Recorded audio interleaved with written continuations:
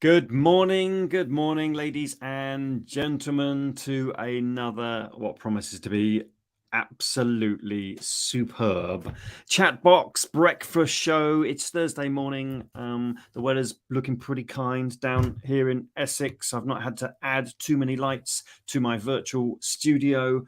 All is well. The world seems very, very busy. My friend, how you doing? Yeah, very well, Nick, and good morning, everybody. Welcome to another fantastic Thursday morning and another Chatbox Breakfast Show. Exciting morning, lots of conversation going to be happening here in the studio this morning, and wherever you are watching us, could be good morning, could be good afternoon, possibly good evening.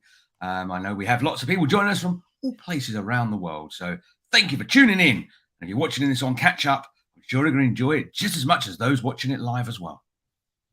Brilliant. Very excited about the show today, mate, because we're talking about the future, which is rather uncertain. All you got to do is open up your newspapers or browse for news, and you'll see that there's a lot of uncertainty out there and a lot of change. Right. So Nicola Sturgeon has announced that she's no longer going to be First Minister in Scotland. The search begins for her replacement. So change is afoot in Scotland. Change is afoot everywhere. And some time ago, mate, we quoted Justin Trudeau, who made the very poignant and very interesting point that the pace of change has never been this fast and will never be this slow again. All right, so the pace of change has never been this fast and will never be this slow again, says Mr. Trudeau. Guess when he said that?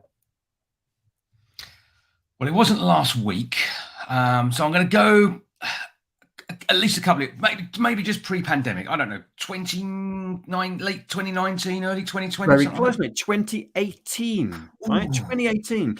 And if we went back to 2018 now and was listening at the time and said, wow, the pace of change, right? And I think if he stood up now and said, right, let's have another talk about the pace of change, it's just phenomenal, just super phenomenal. And one of the main subjects on today's show, thank you very much for joining us, ladies and gentlemen. We'd love you to get involved in all of your kind of chat spaces, is not just the pace of change, but how AI will affect that change. Talk about change in turbo, throw AI into the mix, and, well, massive shifts, surely. Yeah, this AI thing is pretty amazing. We started, I know it's been around. Lots of people say, well, it's been around for years. It's been around, since the 80s or something like that. I get that, but I think in the last 6 months, partly because obviously the media are talking more about it, but we're hearing the words like ChatGPT and, so many other AI tools are starting to come through, Google's Bard and stuff like that. We're going to see AI wriggling its way into our digital worlds on a daily basis and probably into our analog worlds as well.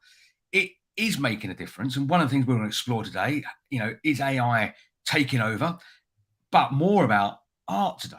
Because we've got a fantastic friend of the show coming back, join us in the studio. And we're going to be talking about, can AI really produce masterpieces of artwork? Can it replace those artists, those creators, those people with minds that are well beyond mine, and they can use a pen, a pencil, whether it's watercolors, whether it's oil paintings, whether it's done in digital format. And it's a really interesting question. I don't know if we're going to get the answers that we're seeking and looking for, but it's always good to get other people's opinions and see what people think. So the question we're putting to everybody today, and our guest that's going to be joining us later, can AI replace the masterpiece done by a human? I think that's the big question we're going to ask today. I might have to start with, what would we consider a masterpiece? How do we classify that? If I draw a matchstick, man, it's out of my remit, really, but it might be a good place to start, because everyone, art is very subjective, right? And people say, look at this, it's amazing, and you think, I don't get it. It's like great music. Some people love it, some people don't. So I wonder if there is possibly, right, a new market for art generated by AI. People that don't appreciate human art, but would appreciate, let's say, computer generated art. Don't know. Big question, because it's not just going to affect art. It's going to affect, certainly to start with, all aspects of creativity. We talked about it on the show before. So, ladies and gents, lovely audience, please get involved. Let us know, what do you think? What's your view on AI and creativity? Are you using it already? Because I know someone not too far away from me, right, is already using it in a creative way. So how are you getting on with it, and what are your thoughts, ideas, concerns? Lovely audience. I'm playing and learning. I mean, look, I come from a tech background, so for me this is really interesting to see what it can really do. So I'm not using it for some of the things that others are using it for, like coding and stuff like that. It's not my background, it's not my bag of knowledge and experience, but I'm just using it for creation of content. And here's a little story. Now, we all know it was Valentine's Day earlier on this week. Tuesday was that big day. And yes, I was super prepared because I like to be very organized, and I got the card and I got a present for my wife. But Nick, we were out working super early. We left, I left home just after 6:15 that morning to meet up with you. And I left the card and the present here. When my wife awoke, come downstairs, there it is. Now, I'm not a creative writer. I can put some words together and it doesn't sound too bad, but I thought I'd set a challenge. So I asked ChatGPT to write me a Valentine's Day poem for my wife. I sat there and I used these very simple words.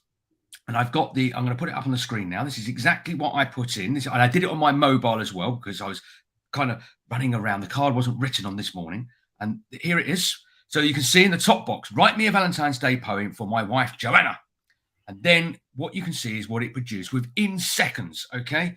Joanna, my love, my heart's delight. On this Valentine's Day, my heart takes flight. Your smile, your laughter, your love and embrace bring sunshine and joy to every space. With you by my side, I feel complete. Our love is strong, nothing can defeat. Through thick and thin, our love will grow. Together forever, we'll make it so. So let us celebrate this day of love with kisses, hugs, and blessings from above. My sweet Joanna, you are my forever. Valentine's Day, now and forever. How lovely is that? Now, my wife clocked onto this very, very quickly and realised that was not my creation. But I did obviously own up and said, look, ChatGPT put this together.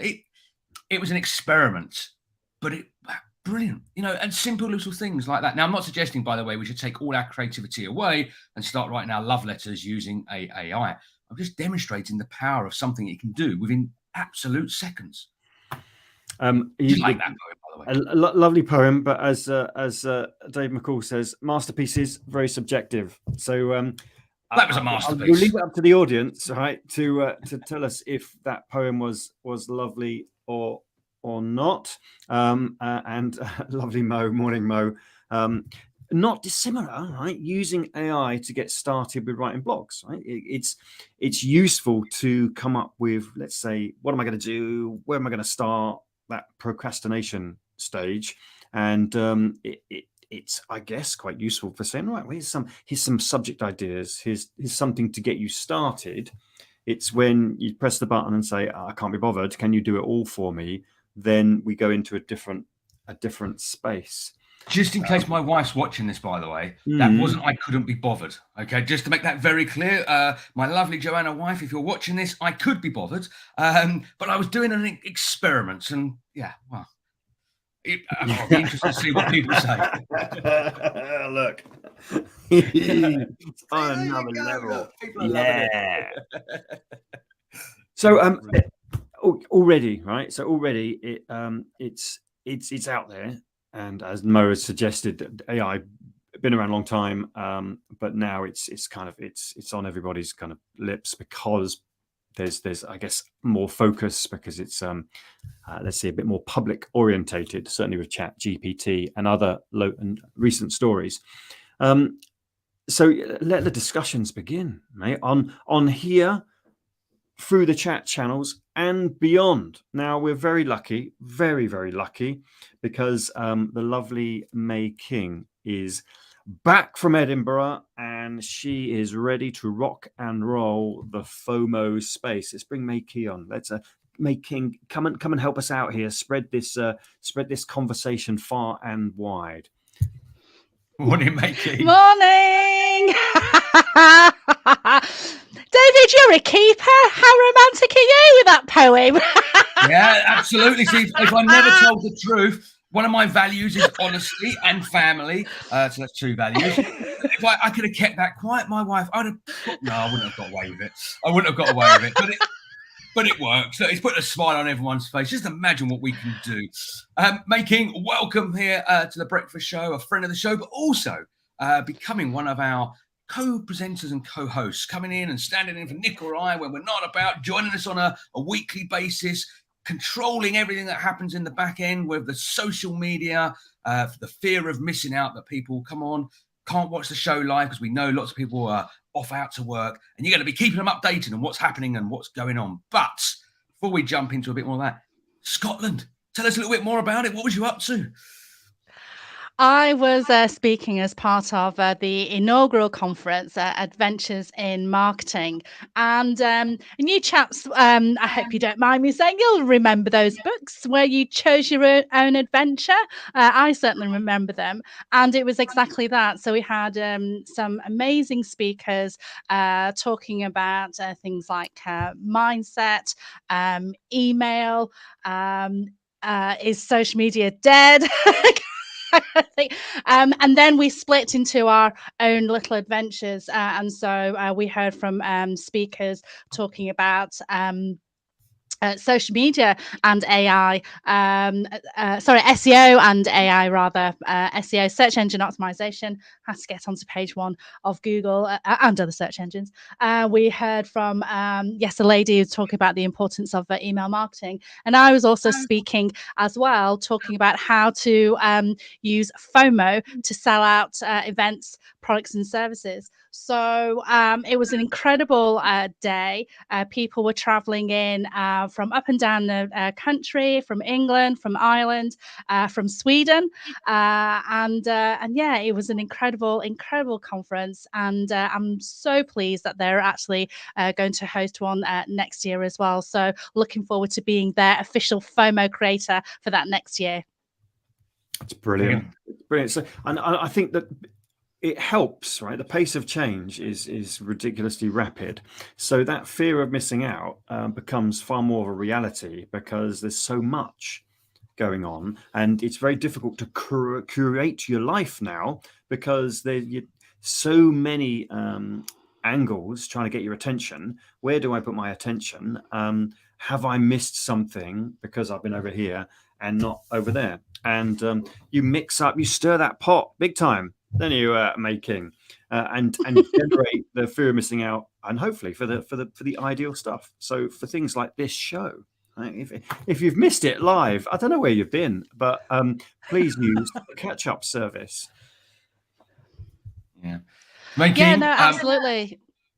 Yeah, and you're going to be keeping the Twitter feed buzzing and live as well, kind of putting out there what's going on. And well, it's going to be great. It's going to be great because we're going to get social. We're going to get active. We're going to give people the fear of missing out, and hopefully get them tuning in or picking up on the podcast and all the other content that we create. So look forward to that, and working with you over the coming weeks, months, and years. We'll be stopping you and going to Scotland next year because you'll be so busy on the show. Well, you could be doing it from Scotland, couldn't you? Wherever you are. Making, we'll bring you back in the studio before we finish off today. We'll let you do your magic backstage. But thank you very much for dropping in and saying hi. You're very welcome. See you later. See you on Twitter, Making. Just retweeted, I think. I'm not very good with the tech, mate, as you know. A tweet about the show.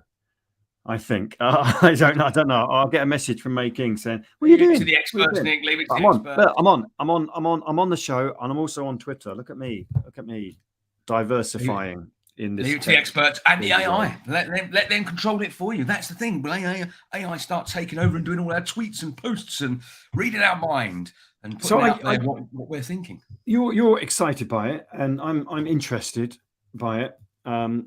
I am far more analog than you, mate. You'll embrace the AI. I'm still handwriting stuff in Valentine's cards.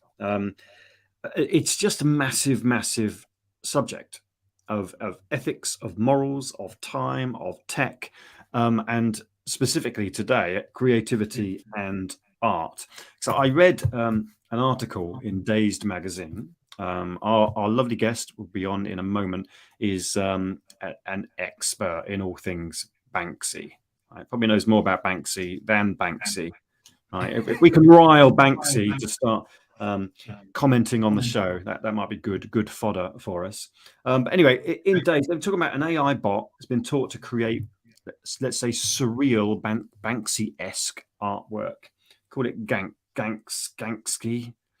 Anyway, so AI is very capable of saying, right, go away and do this in this style. But you've got a handle on this, mate, don't you? You're our local resident Ganksky, aren't you? Yeah, so obviously based on the show theme today, I thought, well, I'm going to have a play. I'm going to have a quick see what I can do. And I've done some AI art in the past, but I decided, well, let's create some AI art in the Banksy style. Should we get our expert on? So I've just put one of them up first, and then he can comment when he comes. No, he might disappear. He might lose him. So right, I'm not going to be associated with a show like this. let me show you one of my AI Banksy pictures. And the keywords that I used for this, by the way, was dog eating ice cream and seagull eating chips in Banksy style. So they were kind of the keywords I fed in. And here is what it popped out. You might have seen a little bit of this. I took a snapshot and put it on the front cover. There it is. So that's a picture that was AI generated in a Banksy style. I've got a few more, which I'll show in a moment as well. But that was my first attempt. That was done within less than 20 seconds. Banksy probably won't agree with it. But let's ask the experts, our resident expert here in the studio today. Hopefully he will be able to put me straight and tell me whether I'm right, wrong, indifferent. Please welcome great friend of the show, Mr. John Brandler from Brandler Galleries. Good morning, John. Good morning. How are you doing? Very well, very well. Thank you very much for joining us here this morning. I know you're always super busy, scaling out the next masterpiece of artwork. I know you get phone calls for people saying, we've got a Banksy. Do you want it? What can we do with it? Can you look after it? John, just to give those that have not seen you or met you before, maybe they may have seen you on the big TV. That's the one that you sit in your living room and watch, which I don't know how many people do that now, on newsreels and stuff like that. Just give people a flavour of who you are and what it is that you do. I own a gallery in Brentwood, Brandler Galleries. I have been dealing in street art since 2003. I started telling people to buy Banksy in 2003 when I came across his work. In my business, it's about foresight, not hindsight. So it's about recognizing an artist's style.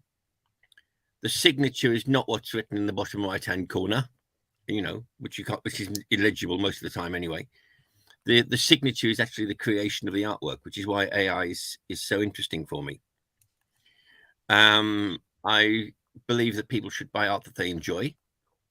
They shouldn't look at it purely as an investment, although some people do. Because it has performed very well, and it's always performed very.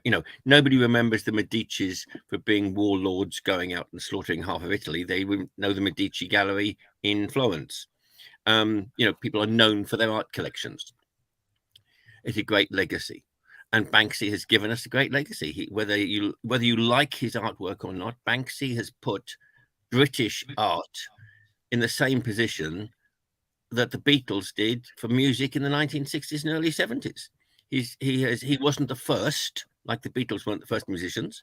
He wasn't the first artist to do street art, but he's the one that made what is technically a criminal act, criminal damage when somebody goes and paints on your wall.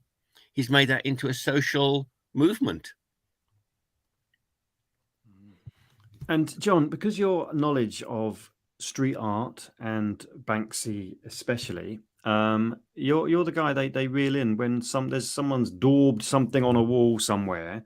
You said, well, I tell you what, Banksy's not here to say yes, it was me. Let's ask John, because he knows his stuff. And they drag you in and say, is this real? Because we're already getting questions. So morning, Oliver. Asking, is the one in Harwich the real deal? Off the top of my head, which is the one in Harwich? I don't know. I don't know either. Oliver, come back to us. What does it look like, my friend? What is it? What is it? But Are you in a position where you can say, yeah, that's Banksy? No, or I can say, in my opinion. Okay. So, for instance, when Banksy went to an exhibition we arranged at Bury St Edmunds at the beginning of COVID, and he went on from there to the East Coast, and he did what he called the spraycation, and he did 10. He claims he did 10 pieces of artwork. I think his team did some of it. So when I was asked, when they first arrived, I was asked if I thought they were by him. And I said, well, 4 of them definitely are by him. 2 of them I don't think are by him. And 4 of them maybe. And then he claimed all 10. So, you know, you don't always get it right. But with hindsight, I think that his team did some of the work under his supervision, his direction. I mean, Leonardo da Vinci had assistants who did some of his work. Picasso did, Rembrandt did. I mean, all artists have people that work with them under their supervision. But so the difference has always been, is a painting done by the master, or is the painting done by the students and the master?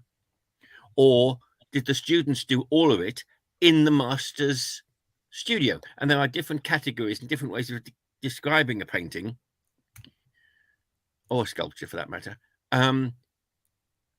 traditional ways of describing it. With AI, of course, you'll never know how one came about. So with David's picture that he's put up earlier on, I would hopefully know that it wasn't a Banksy. First of all, there are too many colors in it. Banksy's work predominantly, he does know how to paint with a paintbrush. I've had some of his paintings, traditional paintings, but basically his work is done with stencils. So he will graduate a color that he's spraying, but he will still use a very limited palette. Whereas with David's picture, there are too many colors there. With a couple of parts of the picture, there's a white line round it.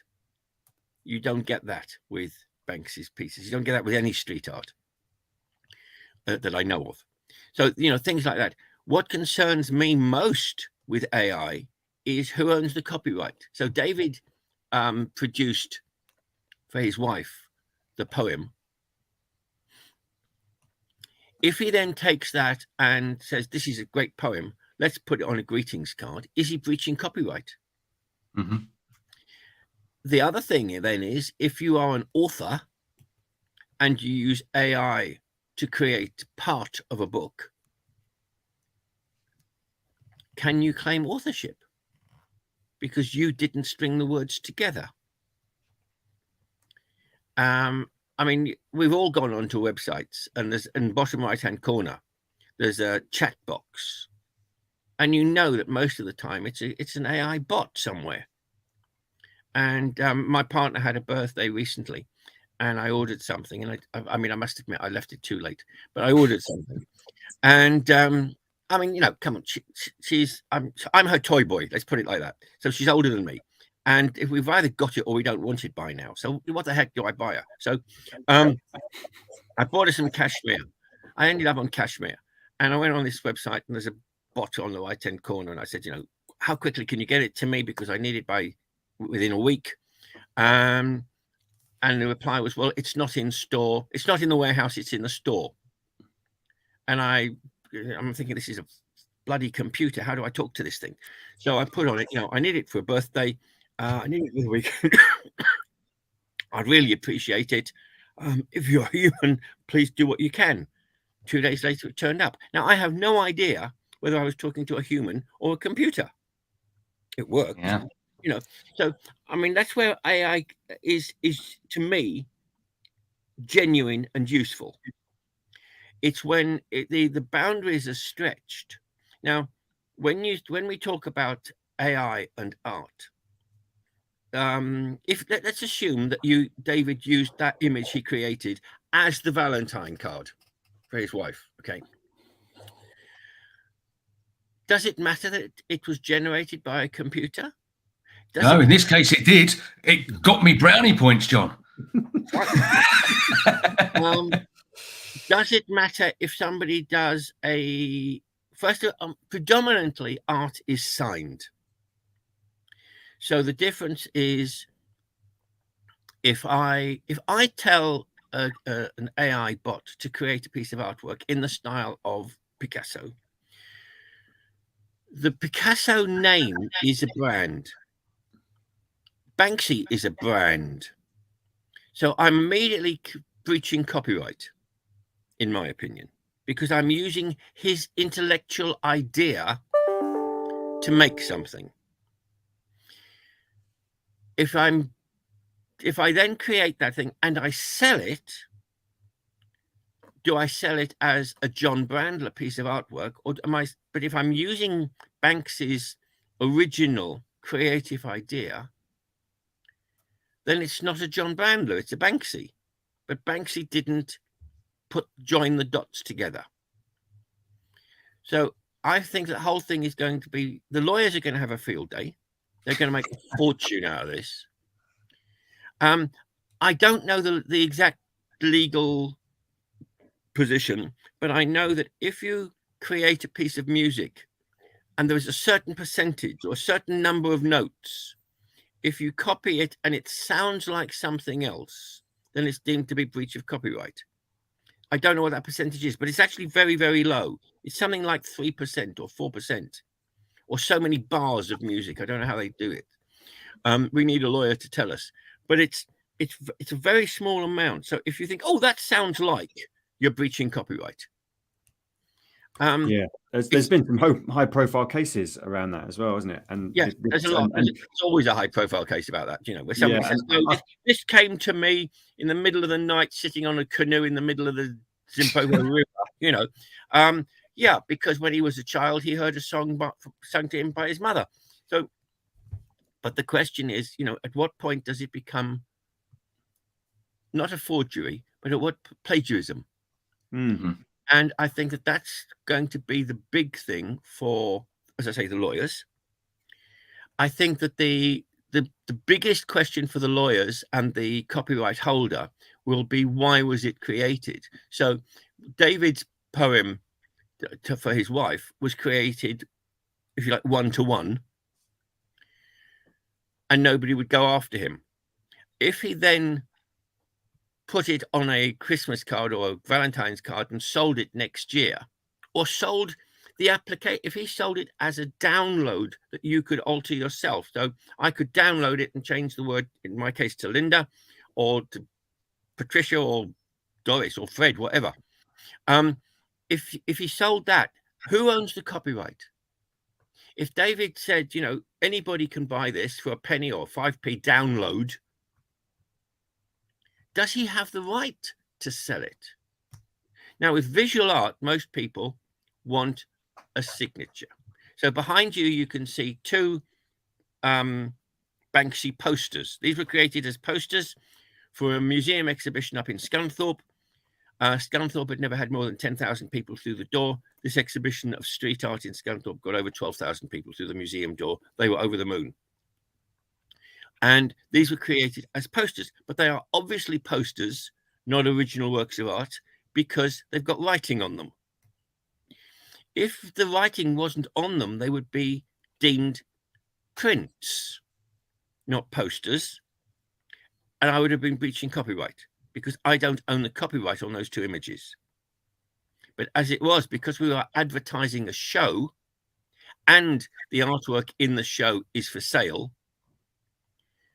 then it's not a problem. We're not breaching copyright. But we're not saying John Brandler created this amazing piece of artwork.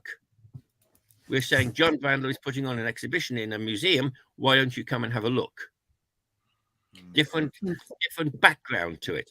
So nobody's going to, if they buy one of those posters, which we sell, but if we buy somebody buys one of those posters, they don't think they're buying an original Banksy print.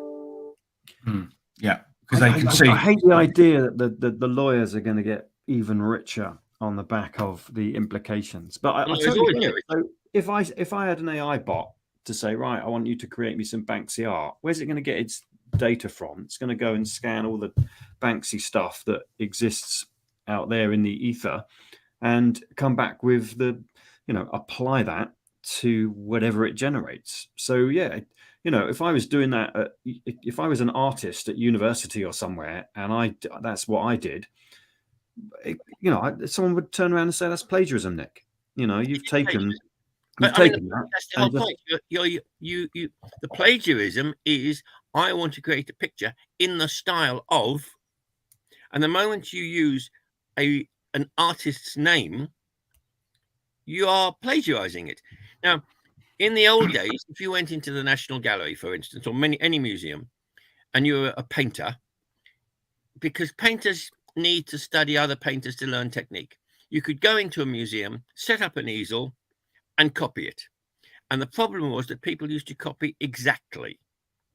And the National Gallery had a couple of paintings stolen where when nobody was looking, the student would swap over their painting for the original. So now you can only copy on a different medium and a different size. So they can't, right, that's just a precaution. But with AI, there's no built-in safety net. So what I would find interesting is if you could say to one of these AI bots, which I don't understand, I want a copy of a Banksy look-like picture. One of these is called Flying. That one's called, no, I can't do this. That one's called Flying Copper. This one's called Kids on Guns. So if you said to the AI bot, I want a Banksy that looks like Kids on Guns with Banksy's signature, would it do it? As I can tell, right? I can tell by the body language. It's going to be tested right now, John. The body language of Mr. David Bell suggests that he's on it. He's on it. Right. So let's clarify. So we want. Will the bot forge a signature as well? Because once you put a print behind glass and the glass gets a bit dirty, it's very difficult, unless you know what you're doing, to see it. And the printing techniques are so good now to see whether it's an original print or a reproduction of a print. So as I say, the lawyers are going to have great fun. The fraudsters are going to have great fun, because they will take something like the poster behind me, cut the bottom off, sign it, and pretend that it's an original Banksy print. And they'll sell it on an internet site. And the moment anybody questions it, they'll close their bank account and move on. There are a lot of fraudsters out there. There are a lot of con men out there. And AI is opening the door to an awful lot of them, I think. It is. Let's we'll check in with David in a second, because he's working his new best friend ChatGPT, no doubt, working their magic together. Oliver's clarified which the painting is in Harwich, so this is something for you to think about when I put a few more comments on. So it's a fishing rod with a mask at the end of the line. Very cool, says Oliver. All right, so somewhere in Harwich, there's a fishing rod with a mask at the end of the line. I think I've seen it. Yeah. And I don't think it's by him. I think a local artist has claimed it. Yeah, I've created one, actually. When I saw that, Oliver put that in the chat a little while ago. I thought I'd create, just in case it wasn't the Banksy masterpiece, I thought I'd create my own version of it. This is not what it looks like, but this is the AI version. Here it is. That's what it's created for me. The mask is not at the end of the line, of course. It's on the person itself. But hey, that's pretty cool. That's pretty cool. That was 15 seconds of creation to make that. I'm not saying that's unique or anyway, and it's not necessarily a Banksy. It's in the Banksy style. Yeah, that's quite an interesting. The point is, Banksy didn't create street art. In my opinion, the start of street art was with a man called Black-Claret, and Black-Claret was painting in Paris. If you've ever been to Paris, you'll know that the streets are straight, they're wide, and they don't have trees in them. And this was created after the French Revolution, so that you couldn't blockade the streets the way they did in the French Revolution. I mean, it was a very deliberate planning thought. So here he is, 2 o'clock in the morning. This guy, Black-Claret, he's doing some spray painting on a wall. And because of the steel balls in the bottom of the spray cans, the police can see him and hear him a mile, 2 miles away. And he was arrested something like 37 times or something. Anyway, because it's criminal damage. Painting on other people's walls is criminal damage. Anyway, he was sitting in a police cell one morning, as you do, and he thought, well, if instead of spending all the time on the street painting, if I spend the time in the studio and I cut a stencil, then I can go somewhere, 2 o'clock in the morning, 4 bits of blue tack, give it a quick spray and leg it before the police can catch me. And according to legend, Banksy was hiding under a British Rail train one day for 6.5 hours, thinking there's got to be a better way of doing this. And he remembered reading about Black Claret. And he put 2 and 2 together, and he came up with the stencil painting, because before that he had been painting with spray cans and with paintbrushes. We've had some of his paintings, traditional paintings on canvas like that.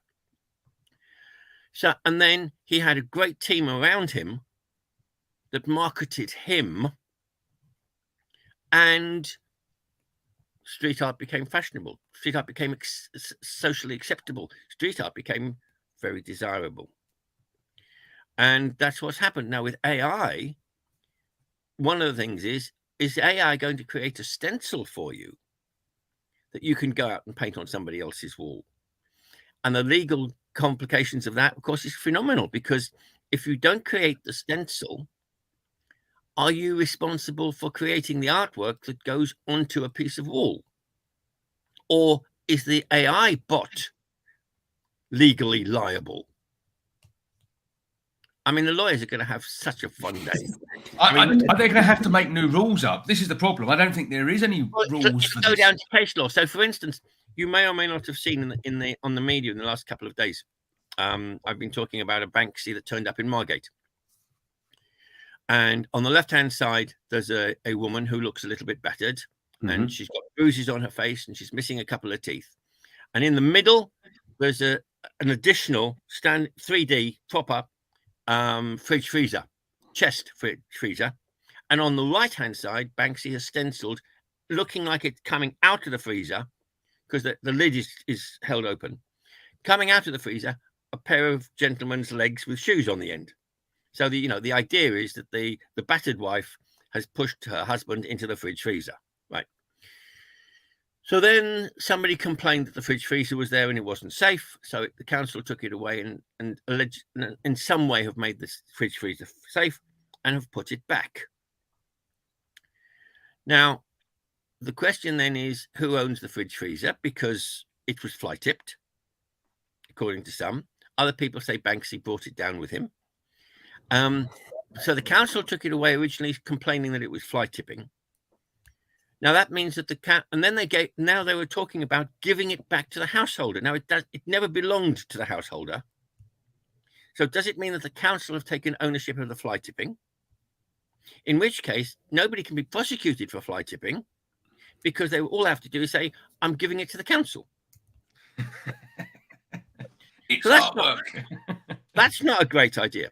Can you imagine some guy with a 40-ton lorry, tipper, tipping it in the middle of the entrance to a farm somewhere, like they do, getting caught and saying, no, this is an art installation. I'm giving it to the council. That would be quite an interesting defense in law, I think. So it gets very, very complicated. So the house owner in Margate doesn't live in Margate. It's rented out to a single mother. She's worried that somebody's going to come along and take away her wall. I think, I own 5 Banksy walls, but I think that this is far too important a subject to destroy or to move, and it should stay in Margate, and it should stay in Margate as a tourist attraction. But then, of course, the house owner says, well, why should I give it to the town as a tourist attraction when I can sell it for a lot of money? Mm-hmm. The lady in the house is worried that if somebody takes it away, she's going to have a great hole in her wall, or she's going to be evicted. She's been there for a number of years, so she's obviously got legal rights not to be evicted. It is a nightmare. Banksy does these amazing pieces, but in my opinion, he doesn't think through the consequences. John, I've got to ask the question. Does anyone, well, obviously someone does anyone really know who Banksy is? Do you know who Banksy is? And do you unknowingly know if you've met him or not? You mentioned he come through Bury St Edmunds. So could he have been standing next to you, or did you know he was standing next to you? No, in Bury St Edmunds, he was there on a day that I wasn't. But we know from the CCTV, and we know from the questions that were asked of the curator that it was obviously the artist when he went through. Yes, I've met him. Not knowingly, but I've met him.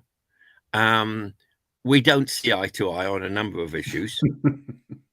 No, we don't see eye to eye, full stop, actually.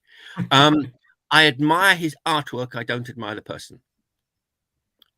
He is very political, and his politics are diametrically opposite to mine. But I say think opposites attract sometimes. Sorry?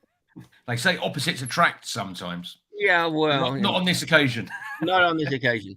I say of my parents, my father was tall, thin, well-educated, and nice, and my mother wasn't. So yes, opposites attract. They, but in this case, not in this case. But what I think is amazing is how he has taken a criminal act and made it world famous.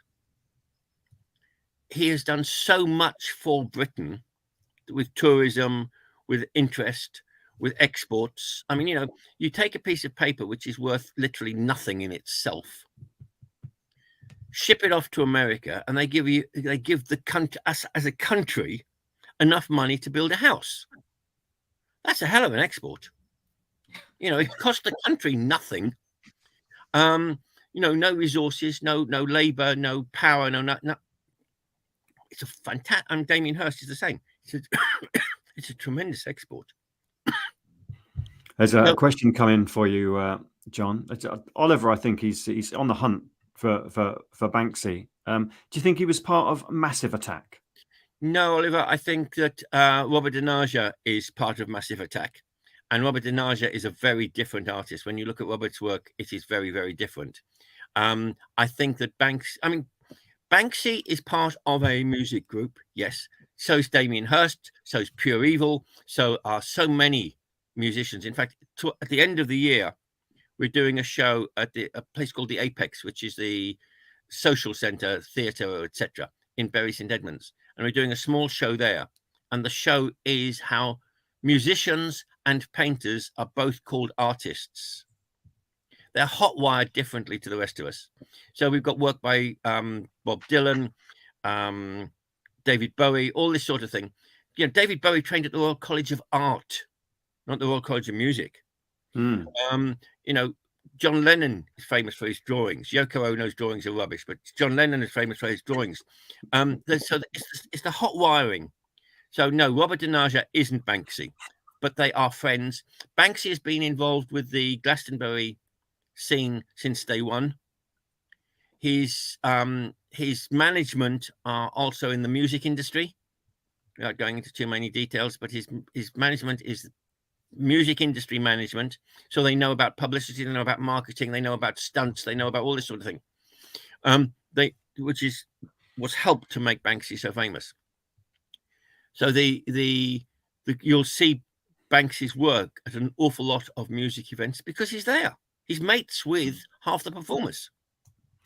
Which raises the big question, and one of the questions that we touched on at the very, very beginning around AI, and not just the future of art, but the future of creativity. So I guess these discussions are happening in music, are happening in writing, are happening in any traditionally creative environment around copyright, around who owns what, around is it real, is it human enough? Do you think the future of creativity is under threat, John? No. I think that creativity is hot-wired into a number of people. So one of my friends was a man called David Tyndall. He is an absolute genius. He can paint in any medium, drawing, pencil, pastel, watercolor, right the way through to egg tempera, where they mix the pigment into the yolk of an egg. There's no known solvent. You can't overpaint it. You can't make a mistake. And he's a genius. I mean, he really is a genius. He's bonkers. 3 wives, 9 kids. He Trust me, I wouldn't want to put him under a microscope. But he's a genius. And when he first started painting and he had no money at all, if he was halfway through a painting and he was hungry, he would still go out and buy paint rather than food. He ran away from home at 13. He was painting scenery and rep for 3 years in Manchester. He got on. This is just at the end of the war. He saved up enough money to get to London, nowhere to live, of course. Was living in a bombed out house in Little Venice on the canal side. Was painting, selling pictures for 5 shillings or 25p in new money. And it shows my age. And 2 guys walked past one day and said, "That's nice work." And I said, "Thank you very much. Have you got any more?" "No." "Well, where's your studio?" "Here." "Well, you can see the sky through the roof. There's no roof on the building." "So?" "Well, where are you living?" "Here." "Right. Well, we're artists. There's a spare room in our house if you want it, because this is lovely work." And David said, "Thank you very much. My name's David Tyndall." And the guy said, "I'm Francis Bacon, and this is my friend Lucian Freud." So for the next 2 or 3 years, he was living with 2 of the world's most famous artists of the day. But this guy's just a genius. So he will create no matter what. A musician doesn't write music for you and for me. They write it for themselves. And so the creativity will be created. The problem then becomes the ownership of that creativity. Because the moment they put their work into the world, some nasty little David Bell's going to go out and steal it and change it. You know it. You know it, John. Oh, yeah. And claim it for their own. Because I would lay money that David didn't put at the bottom of his card to his lady wife, "P.S. I didn't write this." No, I put "P.S. I love you." I don't know. I've got a question here, That's John. the case. Yeah, I've got a question here. Penny Morgan, you know Penny. She's worked with you at the Mentums exhibition in the past, about 3 years ago. Yeah, phenomenal photographer. Yes, absolutely fantastic. What's your discount, Penny? So her question, she emailed her question in. Recreating established art style using AI has some. Sorry, I'll start there. Recreating an established style using AI, as some famous masterpieces such as Banksy, is one thing. So kind of recreating what we've been talking about. But will it ever be able to create a brand new style never seen before? Something that can only come from someone's imagination. And I suppose that is quite a question. Will the AI ever be able to create something unique, never seen before? Will it ever develop an imagination of itself? It's doing that already. It's creating something unique. It's creating something never seen before, but it's not creating something original, because it's plagiarizing other people's thoughts, whether it's words or vision or music. I'm assuming if you ask this thing to make a piece of music, a love song for your Valentine card in the style of the Beatles, we're using an oboe and 17th century flute, it could do it for you. So, but it's not coming up with the idea itself. At the moment, you still have to program it using old English. You have to give it instructions. The moment you give it instructions, it's not creating something original. Is that fear, maybe for some, maybe for others, it's exciting that AI starts to learn from AI. So now I create the first instruction and it goes off and does that. But from that, it takes an instruction from another AI. So we get into this kind of circle where it just keeps going round. Is that like the black hole where the world comes to an end? So the fear would be, in your case, for instance, that the day before your wife's birthday, you get an email from this site that says, "It's your wife's birthday tomorrow. We have created a birthday card for you. Please pay us £5. And it's got a poem in it as well. And it's got a poem, and it's got a photograph of you with the dog playing on the moor, whatever, because your information is out there. So the AI could easily find a photograph of you with your children or with your pet and make a birthday card that you hadn't instructed it to do, but the site owner had.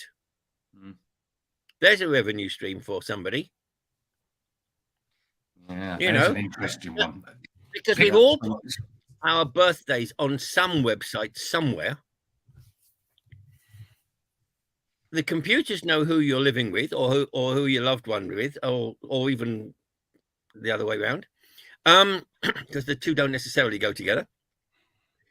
So, you know, it'll send you. I mean, a friend of mine used to be the photographer at Glyndebourne, and he would stand on the stage and take photographs of the audience, and he'd go into the gardens when they're having a picnic, and he'd take photographs of people having a picnic. You know, what a wonderful time everybody's having. And suddenly it stopped because somebody was at Glyndebourne and they were in last year's program. There was a photograph of them, and they weren't there with their wife. And of course, the wife saw it. Yeah. So people, but we've put the information out there. You know, it wouldn't be difficult to get your children's names, their birthdays, and put it and send it, and then send you an email saying, "Would you like this for your child, for your wife, for your girlfriend, for your mistress, whatever?" You know. There you go, Moonpig. Moonpig, if you're watching this, if anyone from Moonpig is watching this, John Brandler has just come up the way that you can enhance your card creation online store. Probably already doing it, right? They probably are, yes. We put all our information out there into the ether at not necessarily at free, so we get stuff back, right? So Facebook traded off this and continues to, right? You provide all the content, humans, and we'll make revenue streams out of all of that stuff. So we're very used to throwing content out there. We're doing can be 3 manipulated shows. and sent back. We're doing 3 shows in the summer. Bury St Edmunds, National Horse Racing Museum in Newmarket, and Haverhill Arts Centre, of roughly 300 pieces of street art. And one of the things we do is we have a card and it says, if you'd like to keep in touch, please fill in your details. Because of GDPR, the council aren't allowed to give me the emails and details of the people that have booked online and things like that. I get it. But it's those people that are interested in what I do. So the ones that fill out the card, I'm allowed to have. But the council have phenomenal information generated from exhibiting my artwork to sell tickets to the next concert, the next art exhibition, whatever it is. The people forget that when they fill out a form, whether it's online or physically, they're opening themselves up. And of course, everybody says, we will never sell this information. And we've all read dozens of stories where somebody has deliberately filled out a form with misinformation on it, and then got letters addressed to that misinformation from companies that they've never signed up for. Because people say, we'll never sell this information, and they are bloody well lying in the majority of cases. They do sell it, or they don't sell it. They hive it off to their own division, and the other division sells it. I mean, that, you know, let's not end up in court. It's strongly advised. Dave has said Moonpig is trialing the use of ChatGPT, so everyone's going to have lovely poems in their birthday cards and Christmas cards and stuff like that. Well, lovely is subjective, mate. Well, yeah, you might not want a lovely message. You might not want to be that kind of message. John, we're running out of time, but I have got one last question from my perspective. Is AI a new way of creating new art, or is it just a lazy way to make something? It's a lazy way of making. If it's an opinion, it's lazy. It's just a lazy way of making something. I mean, when the child comes home from school with a piece of paper that they've done in art class, and they give it to the parents say, this is lovely, this is wonderful, and they put it on the fridge. They encourage the child's originality. AI will destroy it. AI is like the bad art teacher that says, you're doing it wrong, do it my way. Why are they doing that? Because they're a failed artist in their own right, and they don't want the pupil to succeed. The best art teacher I ever knew was a man called Carroll Waite. He was a professor of painting at the Royal College of Art. He said his job wasn't to teach his students how to paint. His job was to teach his students how to paint what they wanted to paint. He wanted them to be creative. if you use AI, you're not being creative, you're cheating. That's the tagline, right? If you're using AI to create art, you're cheating. And cheaters don't. I mean, unfortunately, a lot of the time cheaters do win. Look at Donald Trump. Yeah. But artistically, they will get found out. And I would rather be known from, if I'm not a painter, but whatever I do, I want to do it under my own brand. I feel sorry for people who have a physical or mental disability and they are only hired by a company because of that disability, not because of their abilities. My father knew a man called Gutman in the 1940s, David Gutman, I think it was. And he came over to England, and at the time, people said, if you had a spinal injury, they put you in plaster from your neck to your groin. And the trouble was, you can't clean under the plaster. So the patients died of the infections from the bed sores, effectively, under the plaster. And this guy, David Gutman, came along and said, these people aren't cripples. They are people who can't walk. Take the plaster off. It's up. They've got upper body strength. Let's give them a sport they can do. And that's how the Paralympics started. They started with archery. And it's about creativity. And the last thing as a country or as a planet we should be doing is stopping people thinking creativity, right? Because then you don't solve problems. Then you don't challenge the establishment or the established thinking. Galileo, if they'd had AI in Galileo's time, he wouldn't have gone out and done his own thinking. Leonardo's the same, Picasso's the same, Rembrandt's the same, whoever mathematicians who I can't name because I don't know them. If you go for the established answer for ease, you're not doing your own thinking. And if you destroy that creativity, somebody said, let's send a rocket to the moon. And if you put that into AI, the answer would have been no. Wow, there's another question for another day. The rocket that went to the moon. Neil Armstrong, waiting for you to come on the show and Wallace tell us and this Gromit. story. Wallace and Gromit did the rocket that went to the moon brilliantly. I think they succeeded. The question is, did NASA? They didn't bring back any cheese. Yeah, John, very quickly, that clock is ticking. How can people find out more about what you do? Hopefully this helps a little bit. The websites? Just Google Brandler. It's very easy. Just Google the word Brandler. I'm there. Yeah, Google John Brandler. Or you can go to his website, all the W's, brandler-galleries.com. Lots of great content. Reach out to John. Have a chat with him. He's always willing to learn more, find out more, and sell more as well, probably, John. No, what I say to people is I don't sell paintings. I tell people about them. If they want to buy them, that's fine. If they don't, it doesn't bother me. I enjoy what I do. I haven't gone to work in 50 years. I'm not going to start now. I turned down a medical practice. I turned down a property company. I enjoy life, which is probably why I'm still a small gallery in the back streets of Brentwood rather than in Bond Street. But I enjoy it. John, it's been a pleasure, as always, having you back on here, exploring AI with you. We've learned a lot, as we always do. Never know. Maybe in 6 months' time, when we bring you back on here, AI may have taken over the world. Until then, John, thanks a lot for joining us. Are you a real person or are you a bot? Today I'm real. Thanks, John. All the best. Good to see you. Bye, guys. Bye-bye. Oh, brilliant, brilliant. What a great conversation, Nick. Fantastic. Marvelous.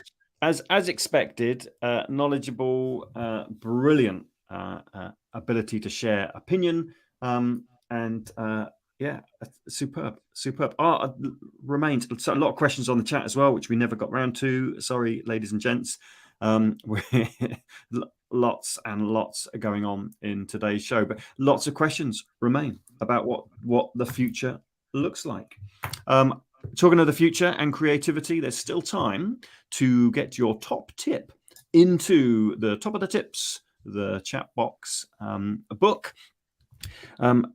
Email us, get hold of us somehow, just send in your top tips. If you could tell your younger self something that would make a massive difference, business, life, whatever, an original tip would be, let us know. And there's a very good chance, if it's any good, we'll put it in the book and share it with the world. Yes, you have less than a couple of weeks left to get that in. 26th of February, my birthday, is the day of the closing date. So get your top tip fired across to us, probably on an email to hello@chatboxproductions.com. And we have a very quick, easy form for you to complete, because we will need some other information from you as well. So we grab May King back for a kind of grand finale, see what's been happening out there in the world of FOMO. May King, what's happening out there? Anything kind of happening? Shouting, noise being made, AI noise? I've just been absolutely fascinated by the discussions that are happening on LinkedIn, on YouTube, and just been repurposing them on Twitter, actually. So making new friends on the socials, and encouraging them to go on Twitter as well. But the thing that I was really encouraged by is, one of the comments that was made on YouTube, I think, was that with AI, it helps business owners to get over that procrastination phase. So it helps to inspire. So although AI cannot generate its own unique art because it needs to receive instructions, it helps writers or business owners to get over that initial step of procrastination. My partner, who's a science fiction writer, he uses AI art to bring to life the characters that he's got in his head, and it helps motivate him to complete his writing. So it can help along the way, I think, and I think that but it's not going to take over, as John said, which I'm really encouraged by, because we don't want AI overlords, do we? Taking over the world. But some of us don't, We'll see. Hey, I know she's about taking over the world.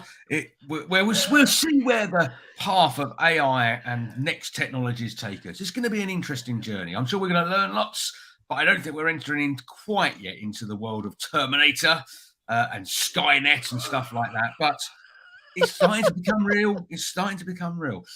That is all we've got time for this week. It's been great. Thank you very much, May King, for keeping an eye on everything behind the show curtains here. We look forward to having you back on the show next week and finding out what's happening out there. Nick, bye-bye from us. We're back here next Thursday morning from 8 a.m. Until then, bye-bye from me. Cheerio, and get well soon, Mum. #1 fan of the show. We're sending our thoughts in your direction. I'll write you a poem. Uh-oh. Until then, get well soon. See you later. Bye-bye.